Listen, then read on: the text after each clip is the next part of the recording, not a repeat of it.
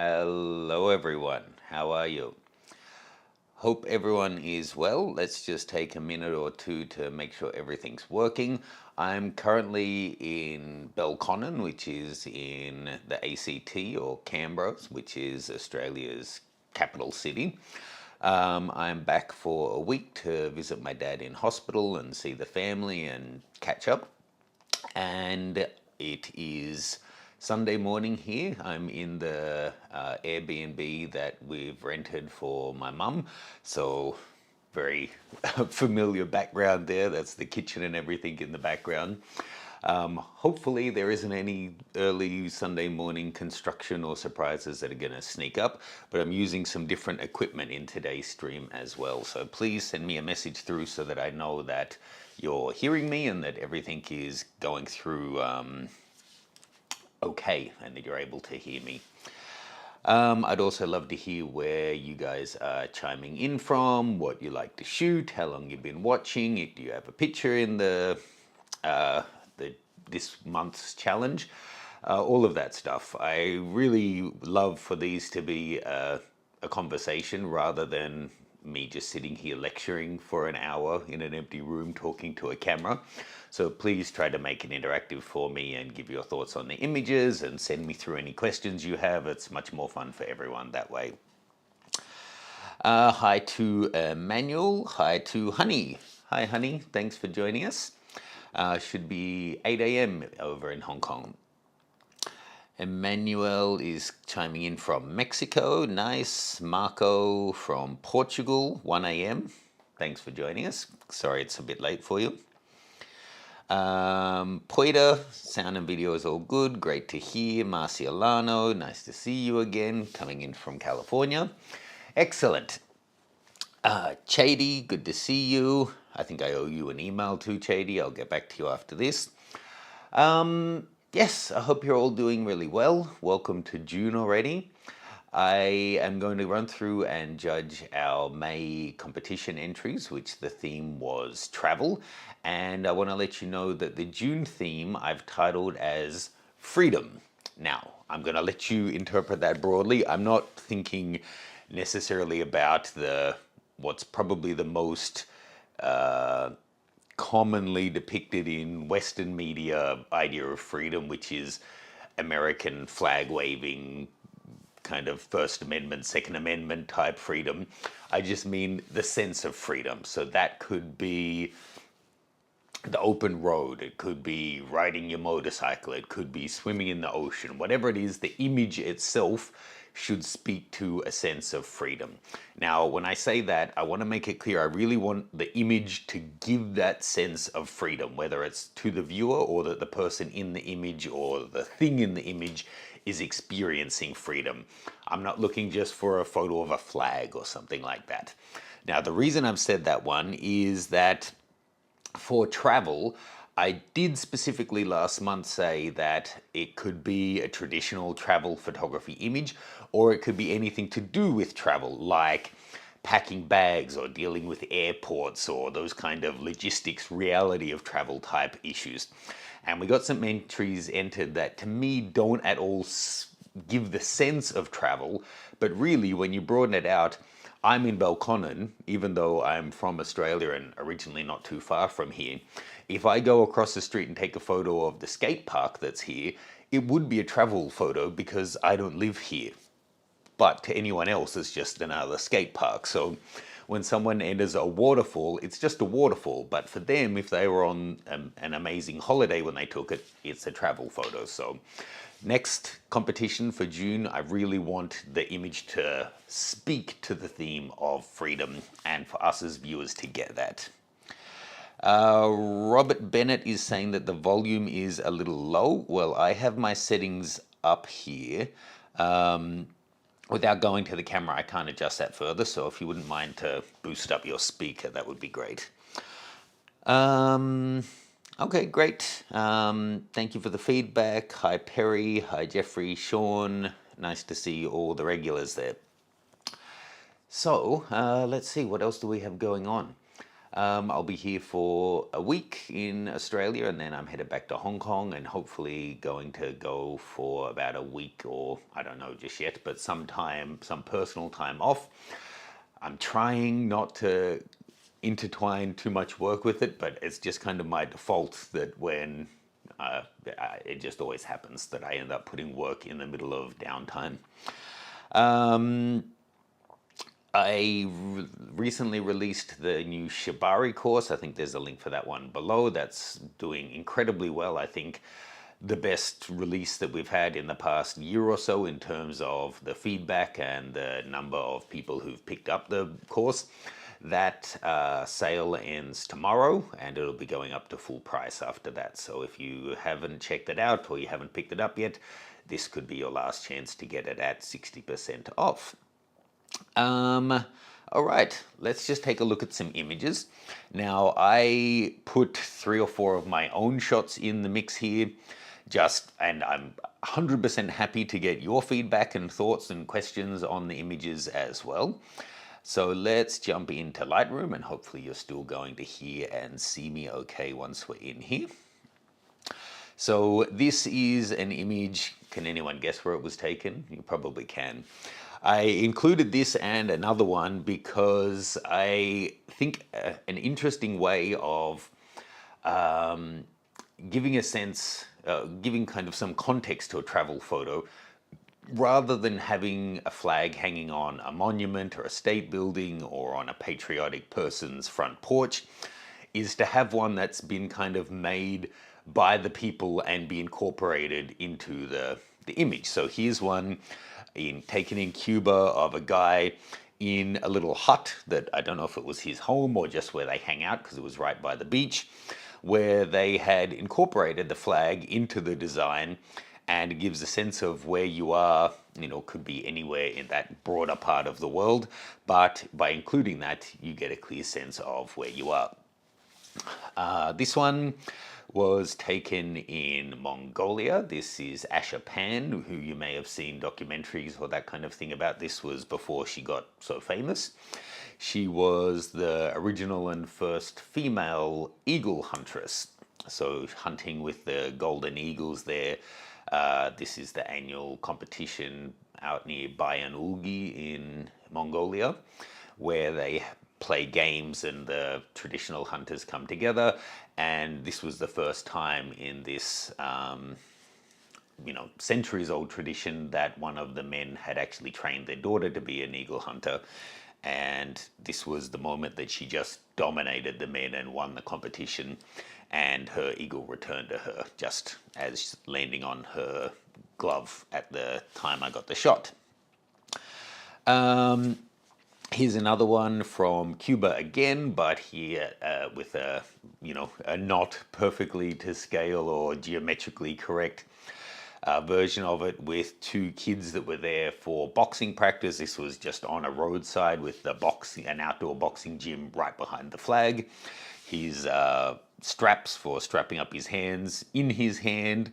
It was a 10-second interaction before they went in to do their boxing training to grab this shot, and the red, blue and white all ties together really nicely here. So I think I have one more of my own shots that I entered as well. Love to hear your thoughts or any questions on any of those. I have the one more, as I said, a little later. Let's just check that we don't have any questions coming through. Hi from Canada. Great. As I said, please do feel free to leave me any questions. I'll come back to them. I'm currently doing this all off one laptop screen, so I don't have a screen that's showing me comments and one that's showing me the diagnostics and everything.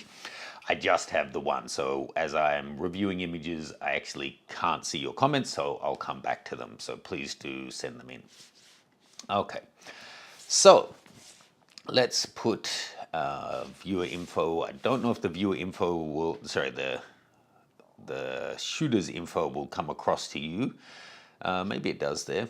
Their name, because of the way I'm capturing the screen. But this from Ashish Tamani. Okay, so Is this person walking in kind of a bag? That's what it kind of looks like. Let's allow a double zoom. What is that? Extra Grove. What are you doing?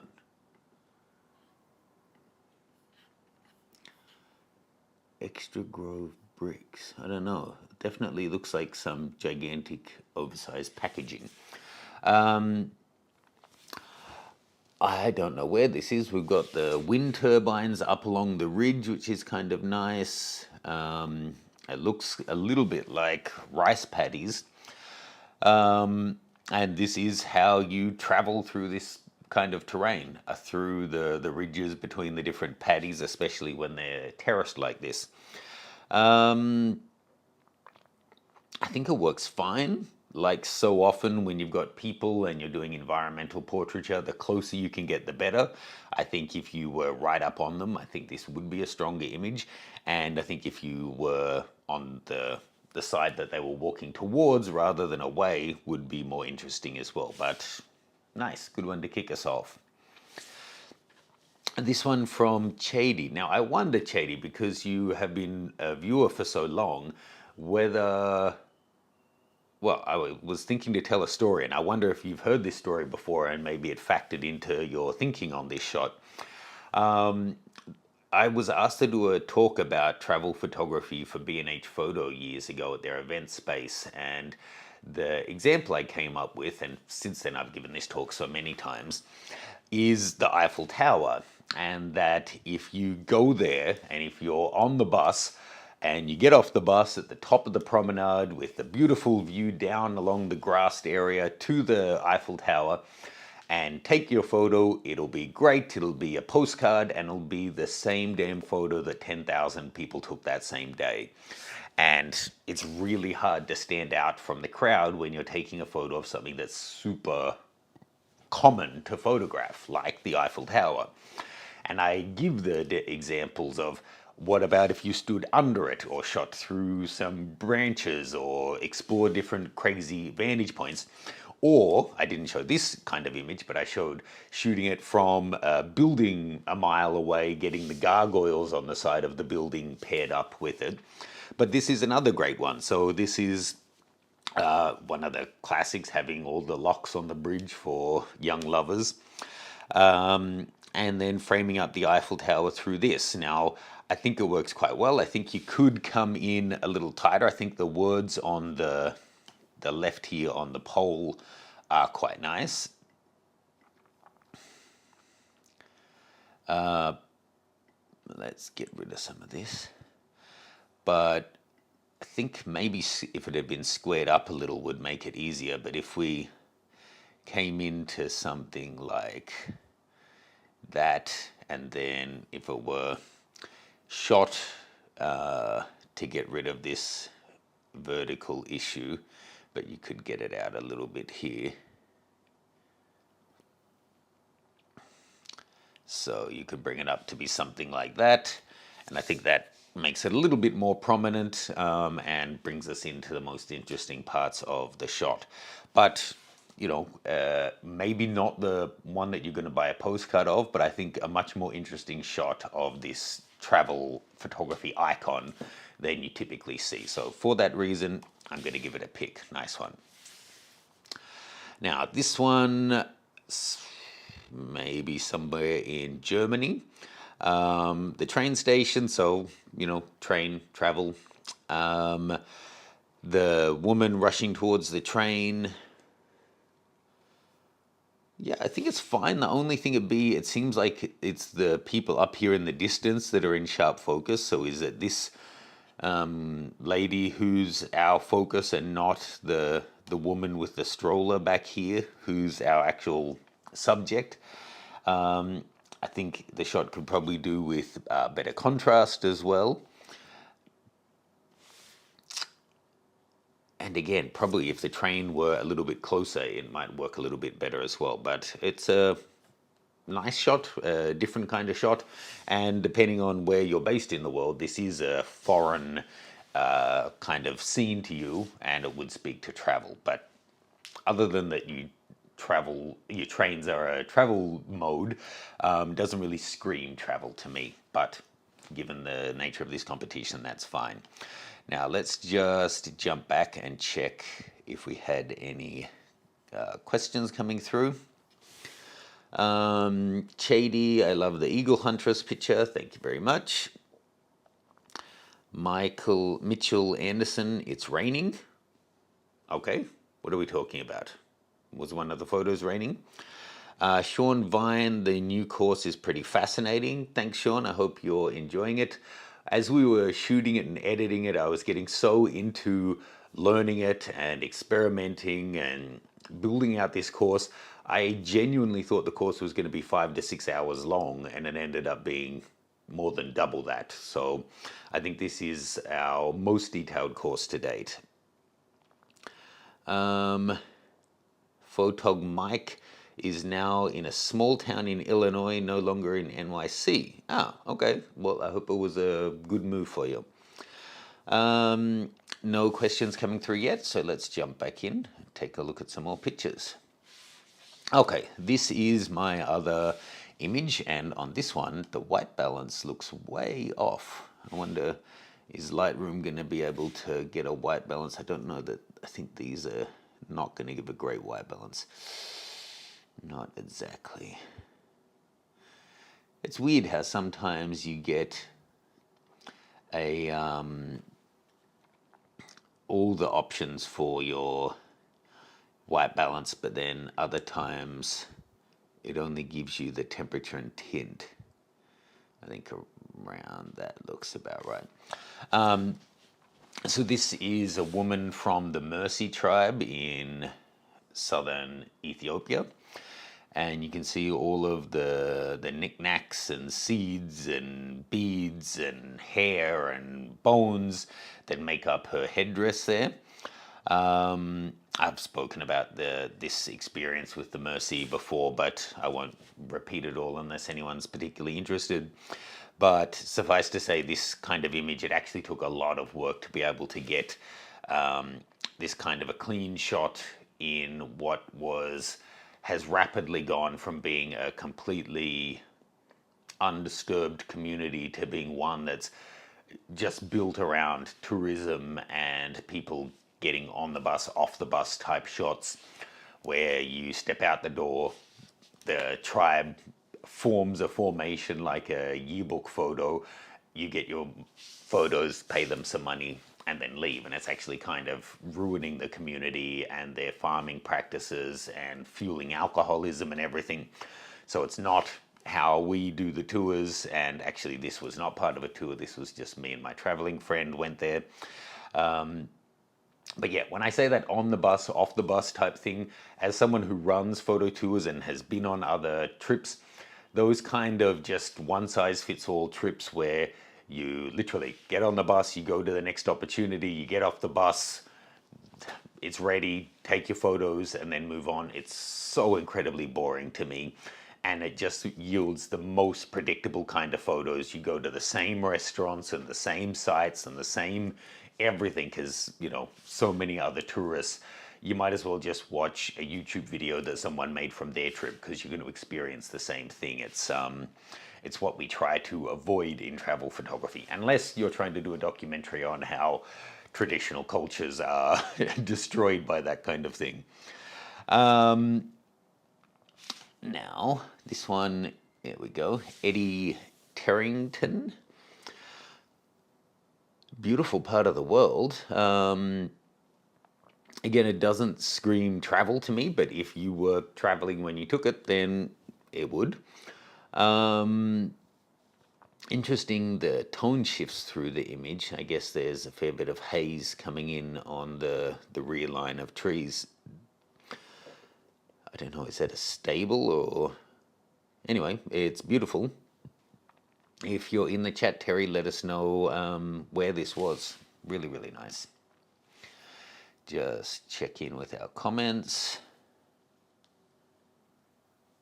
Okay, one about smoke machines. Maybe we'll come back to that one. Gary Gwaltney. This is in Yosemite. This is, I mentioned waterfalls at the beginning. This is the kind of thing I was talking about, that if we were doing a waterfall shot, this would be a great entry. As a travel shot, this isn't what generally, we would do. But if you're on a road trip through that part of America, stopping at national parks, then getting shots of the waterfalls in different national parks completely makes sense. As a waterfall shot, I think is quite nice. I would probably, if we're going to say what's our subject, it's either the stream of water or this one rock down the bottom. And most of the time, I feel like having your main subject be centrally composed is a little bit static. So I would, having not been there, see if I could find a way to change that frame up a little bit. But I like the amount of movement you've got going on there. That's at 1/5 of a second. So depending on what camera you're shooting with, that could have even been handheld, which is always handy. Ian Burton, okay. A couple of gulls, a bit of a rainbow. Again, to me, this doesn't speak to travel at all, really. Although if you're on a family holiday and then you're at the ocean and then you see a rainbow, then that's all beautiful stuff. And of course you would take a photo of it, but it's not really, and this again, I'm just giving it as a general feedback. It doesn't mean that you can't win the prize or anything, but it doesn't, to me, I wouldn't look at this and think travel photo. I would, however, think, looks like the sky has been darkened down. You see the dark edge along the water there. It kind of looks like a linear neutral density filter has been added in post, probably also to add saturation to the sky to pick up the rainbow, but that kind of haloing along the water is a bit of a giveaway. John Dalston. This is quite interesting. Maybe it's Air Force One, I don't know, but some more traditional big plane accompanied by 2 fighter jets and then 1 fighter pigeon that's just decided to peel off at the last minute. The lines of the overhead power also work really nicely with this one. And this is one of the rare cases where it doesn't matter that the file size is really small. I'm guessing this was probably taken with your cell phone because the metadata on it is really interesting. ISO 40, 5.1 millimeters, f1.6, and 1/13,500th of a second. So certainly seems like a shutterless, tiny sensor imaging device. But I like that, and certainly somebody's traveling somewhere in that image. This one from Lake Stevens. So if you are Australian, this is a very familiar sight. The way that the railway crossings are done here. The beautiful sunset, maybe just around the horizon, just a little bit overcooked for me, but these kind of colors that you get around sunset, often just straight out of camera without any processing, do feel overcooked, so it can be really difficult to have it feel not, I don't know how to explain it, but when the colors look just a bit too, it's not that they're vibrant, they almost look dirty, they get so rich. And I'm personally not a fan of the big vignette added to the bottom of the shot. I know it leads the eye in, but I would rather just crop that part of the shot out. Unless this is going to be used for a magazine cover and they need a place to add a heading, then having that darkened down road is useful. But I do still love it as a travel photo, especially as someone who's planning a road trip at the moment. It's a very appealing shot.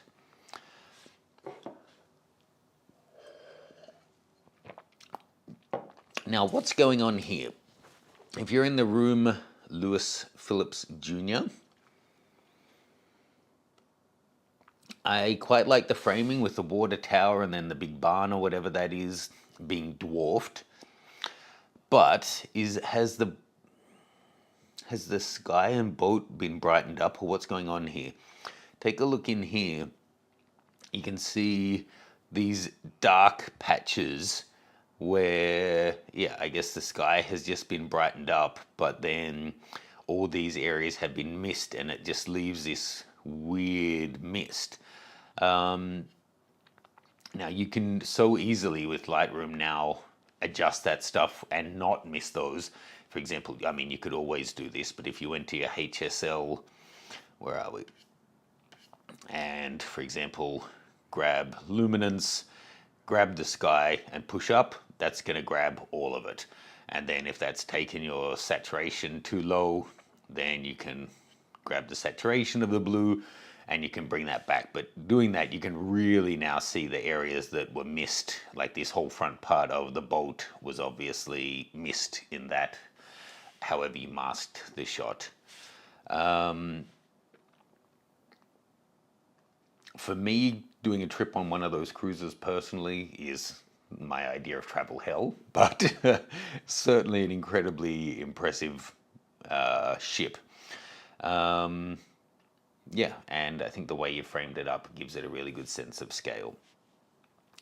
Let's just jump out and see if we do have any questions coming in. Chady, if you had any, have you had any experience using smoke machines? What size and power would be useful to buy? I have, and I can't think of the name of it, but we did a video recently on a little handheld one that for portraits works quite well, to be able to just have something really portable that runs off batteries. I'm sure if you search my channel for smoke machine, it'll come up, but I can't remember the brand. And I've used the ones that look like the device they used to catch ghosts in the Ghostbuster film. That kind of like a more stage one, but they need mains power, so depending on how you're going to use it. And then I've also used canned aerosol in a can. If you're, sorry, aerosol in a can, not canned aerosol in a can, canned aerosol, which it's called atmosphere aerosol, I think. And that works really well if you're in an area that doesn't have a lot of airflow. If you have someone who has really sensitive breathing, then you have to be careful, but generally it doesn't cause any issues. And the only time I've had any issue with it was when we were just going to town with it in a non-ventilated area and didn't realize that there was a smoke detector sensor right where we were spraying it, and that did set it off, but as soon as we opened the window, it was all clear again.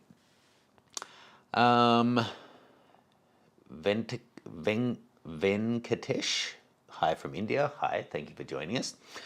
Laith, saying that I'm guessing Vivid was a little claustrophobic. Yeah, I can imagine it must be really busy. Also that the image was straight out of camera and taken at Pimba near Woomera. So that vignette was natural in the shot, or you mean the colors in the sky? The bottom part of the road definitely looks like it had a linear gradient added. Happy to be for you to explain and for me to be incorrect though.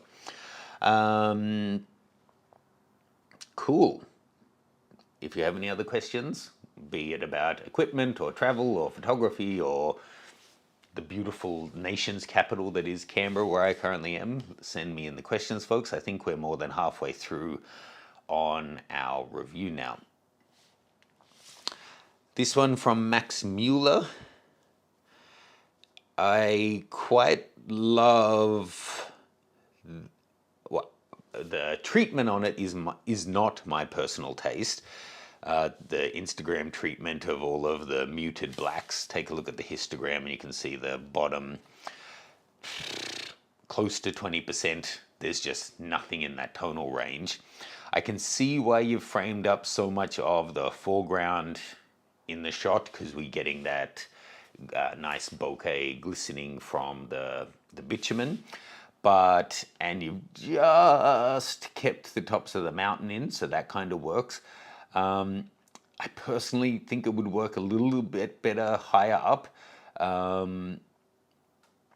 or even a longer focal length to get the bison or buffalo or whatever they are in shot.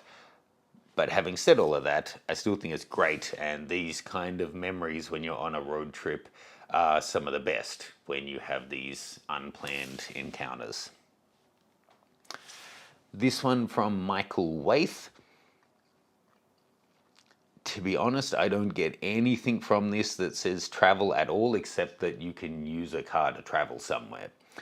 I kind of feel like maybe in the last week's show we mentioned that showing vehicles would be okay, but when I had a quick scan, I couldn't actually find it, but it was a 45-minute video, so we may have said it, so no disqualifying anything, but this to me is an import model type shot.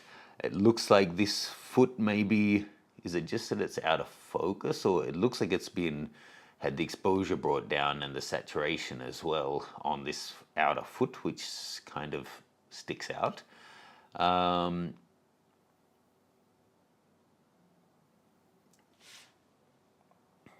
Cool car.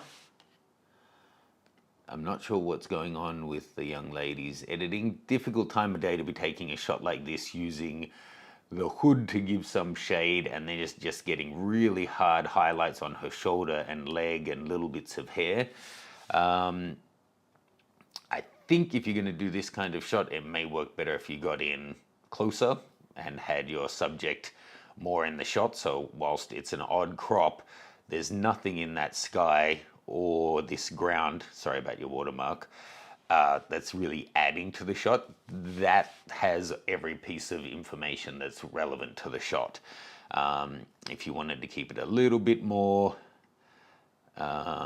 original in aspect ratio, then you could bring the sides in as well.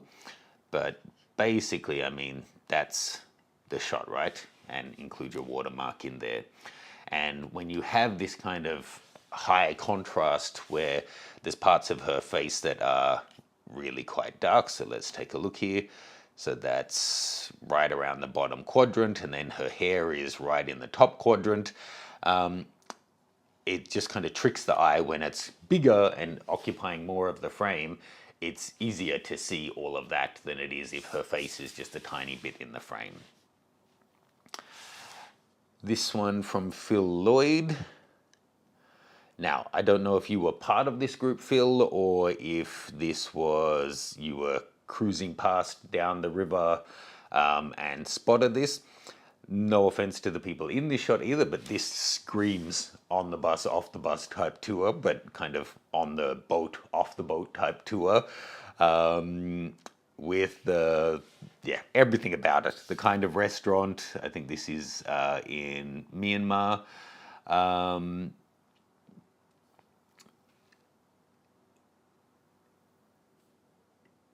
Deltham Travel. Yes, this is a very, very, very typical shot. So I don't know if this was meant to be a shot of traditional architecture, of people enjoying their holiday, or kind of a document of this kind of travel. But it's certainly a very typical thing to see in this part of the world. So thanks, Phil. Now this one from Tom.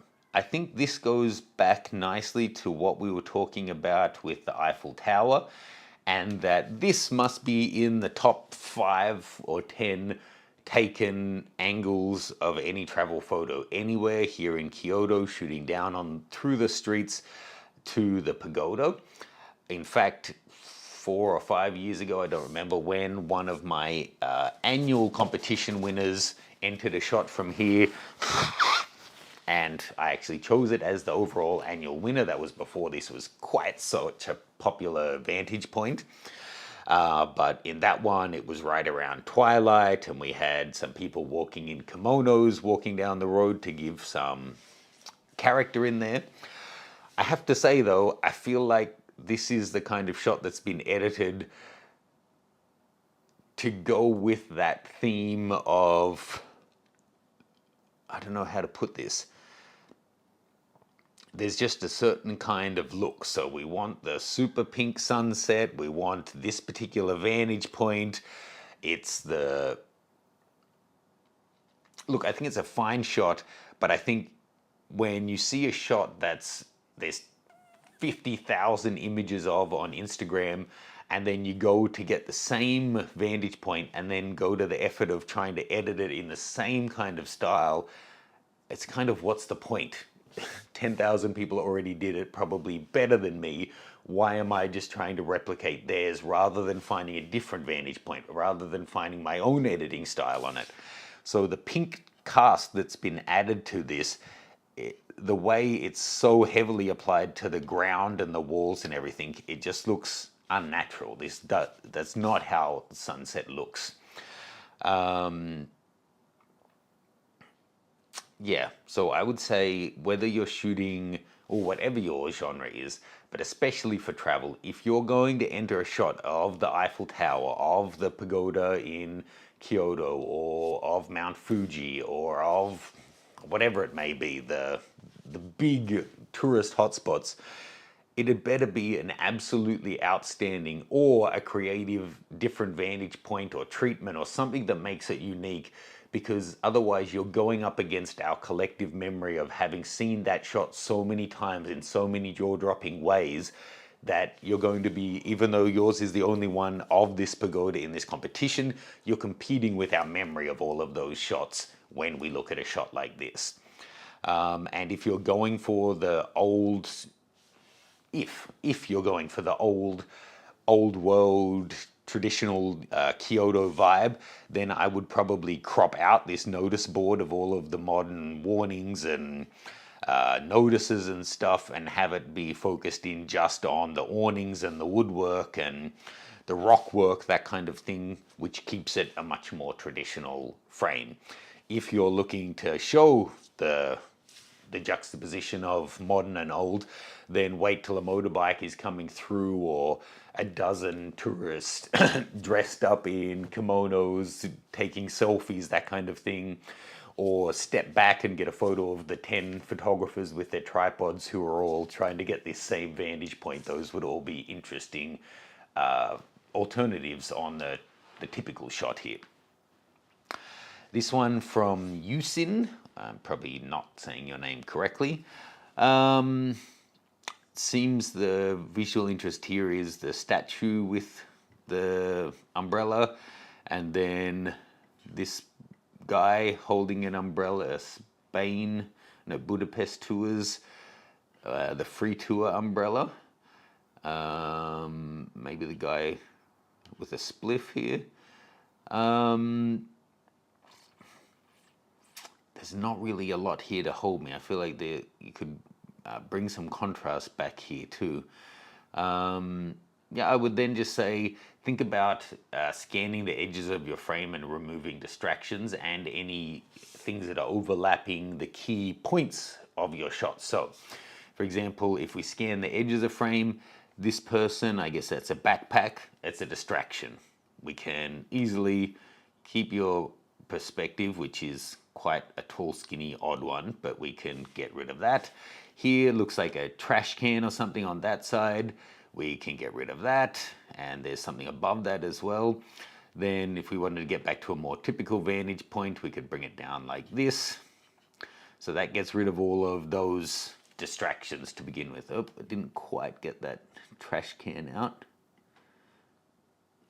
Okay, so you can't really get it out without getting the umbrella caught, but we can just, you could have though, if you had stepped a couple of steps to your left, you could have gotten that out. Then our main interest here is the statue with the umbrella and the person with the umbrella, and they're both also competing for attention. Here you've got the clock in the background overlaying with the statue, and here you've got a woman walking, kind of overlapping the umbrella. So taking a small step to the left, maybe you could have hidden the clock behind the statue, so then it wasn't distracting. You could have gotten the trash can and everything out, and then just waited that second until the woman wasn't half cut off by the umbrella.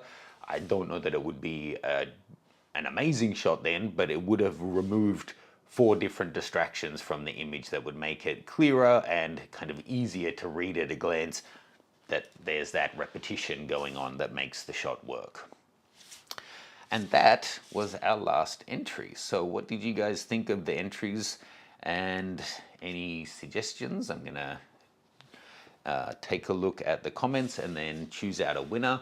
And for the winner, you can either choose my new Shibari course or what was the most recent one we did? Educating Steph over at learn.mattgranger.com, or I can broaden it out to my Nikon or Hasselblad setup guides if you happen to be in those systems and you'd prefer one of those.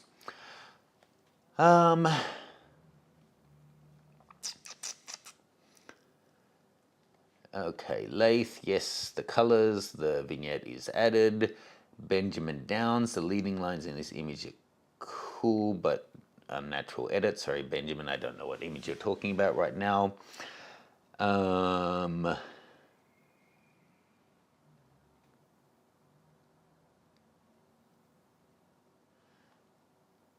Okay, no real questions. So, leave your thoughts on the images and we'll come back to it. Let me now just take a look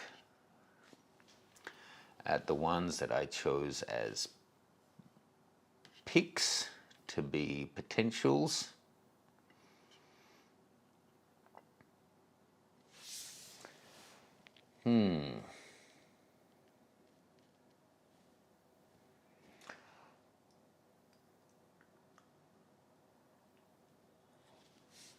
I think all four of them are worthy winners, so congratulations. Let's just give a name check to all of you first. Chady, John Dalston, Laith Stevens, and Max Mueller, all cool images.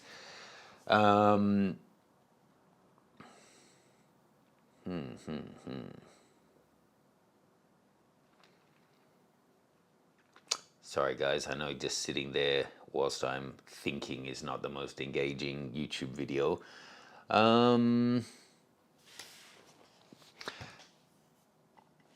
So normally once I get to this point, I'm just thinking about, so what's the best image rather than, or if it's a travel theme, what speaks to travel the most. But because we broadened this one out to be beyond your traditional travel photos, I think I have to look at them as just what's the best overall, like what's the strongest image now that they're all qualified. What's the strongest image?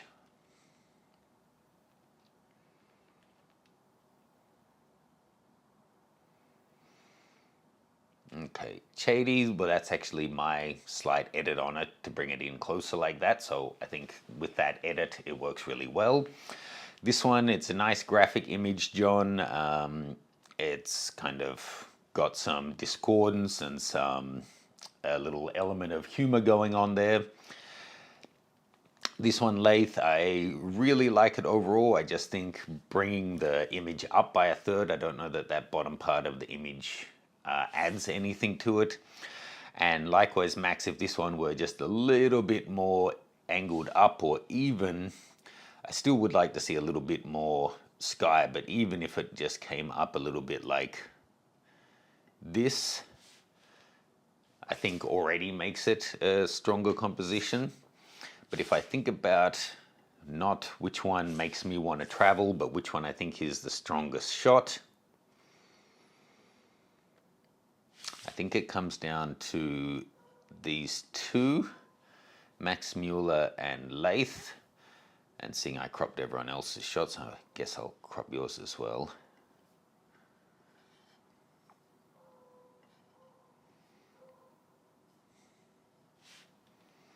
Not too much.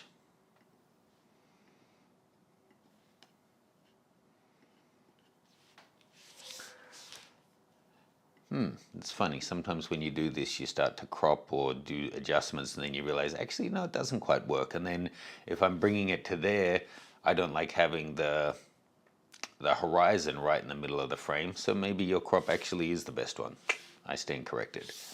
I think I'm just going to give it to both of you. Max and Lath, great shots. You can each choose one of those two prizes. For everyone else, a reminder that our June theme is freedom. And we're not talking about the gun-toting, flag-waving kind of Hollywood version of freedom, just what gives a sense of freedom, individual family, whatever it may be, but not necessarily that nationalistic freedom.